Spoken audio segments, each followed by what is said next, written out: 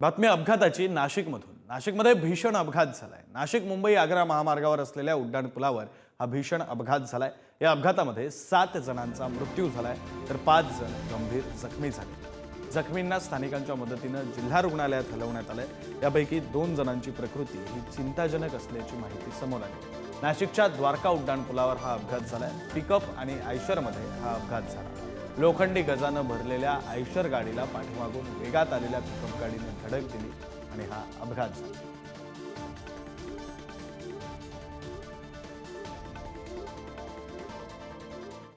या अपघातातील मृतांच्या नातेवाईकांना सरकारकडून 5 लाखांची मदत मंत्री गिरीश महाजन यांनी घोषणा केलेली आहे।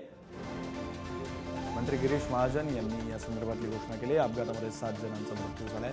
मृतांच्या कुटुंबियांना 5 लाख रुपयांची आर्थिक मदत देण्याची घोषणा मंत्री गिरीश महाजन यांनी केली आहे।